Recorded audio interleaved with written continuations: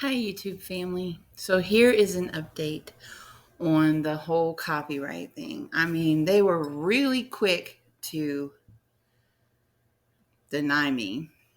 I um, submitted a uh, dispute with SoundCloud. This isn't YouTube that did this to me, this is SoundCloud. And I mean, YouTube is always like putting a copyright on various things. Music that I use from the video editing um, software that I use, they've even copyrighted my own. If I've used my own music on here, um, I just did an instrumental of The Rose, Bette Midler, and I got a copyright on that. I mean, nothing that affected my channel or my videos, but, and then SoundCloud, copy, for those that didn't see the previous video, took down a cover song that I did of Bryan Adams, um, Everything I Do. And at first I was really, really mad, like really upset. But it had, in my defense, it had been a a very, very long day. Um, I was extremely tired, and but I mean, still, it was upsetting. Anyway, I've let it go. I also delved a little deeper into this whole copyright thing. First of all, I want to preface this by saying there are so many songs out there, people doing cover songs without licenses. That's pretty much, you know, a lot of artists do cover songs. One thing, without a license, but one thing I did not know, and this has been a very learning experience. So I'm not mad about that. It's been a learning experience. If I ever do want to do a cover song in the future, I will obtain the proper license, so that this doesn't happen again. And plus, I mean, if you think about it, it's really fair to the person who originally wrote the song, or to the company that does own the copyrights. I mean, it's fair, right? Okay. I mean, I know if I owned a copyright to, like, if I wrote an original song and owned, that was my song, I owned the copyright to it, and then someone else used it without having a license or whatever, it might bother me a little bit. So I get it. I get it. And you learn as you go. So I'm learning about this. All right. Um, so here's what I found. So we are on songtrust.com, and this is what they say. A common misconception in the music industry is that you need to get permission from a copyright owner in order to cover a song.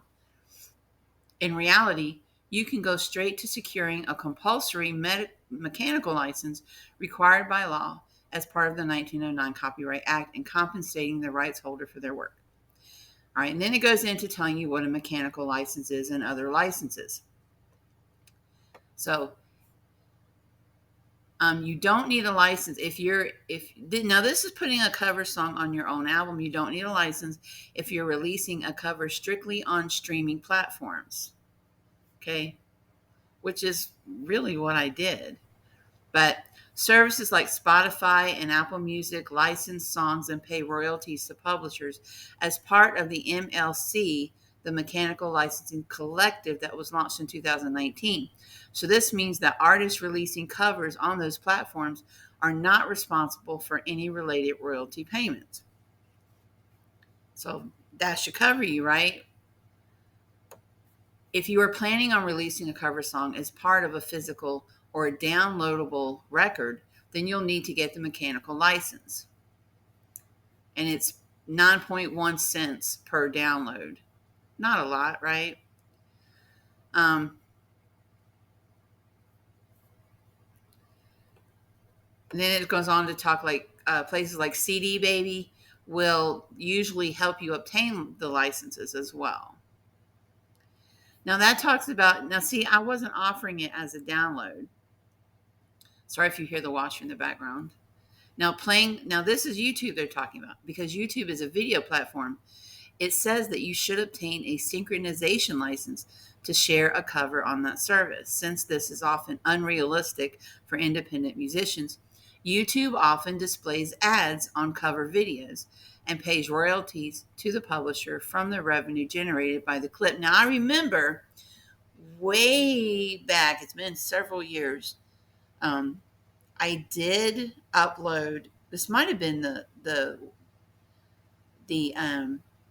cover I did of Bette Midler's song, The Rose. There was an ad that played on my video. And thinking about it now, that's probably why. So it says you cannot register a cover song in your Songtrust account, even if you obtain a license or permission from the copyright owner, because the cover is not considered new original piece of music. Since you do not own the work's copyright, you cannot collect royalties. This is talking about collecting royalties. But in general, so yes, there are a lot of people out there that do cover songs that don't have the license, probably because they don't think they're supposed to. I mean, really, according to this, you really shouldn't. It should be covered under this mechanical licensing collective, but because so many people do it. But after reading a lot about this stuff since this happened, I think I didn't get in trouble. They just took the music down. But I think in the future, to protect myself, if I ever did another cover song, I would just obtain the license first, because they do make it very plausible for the average person to obtain the license needed. And it also kind of pushes me to work harder at my original songs. I've written so many poems, I've lost count. And so I have songs ready. I just need to put a melody to them. And that's not too hard to do. It is and it isn't. But so it just, all this does, this to me, after thinking about it and sleeping on it, I'm really kind of grateful this happened. Why? Because it's pushing me to do better with my own original work. So if this has happened to you, maybe it'll push you to do better as well. If you want to release cover songs, I would suggest, just to be on the safe side, not that you're going to get in any trouble, but if you want your music to be heard, go ahead and get the license needed. Okay, and I'm going to put the link to this article here in the description of this video. Thank you so much for watching. Thank you for my new subscribers. We're at 470 now. Ooh, we're getting there. God bless you all, and talk to you soon. Mwah.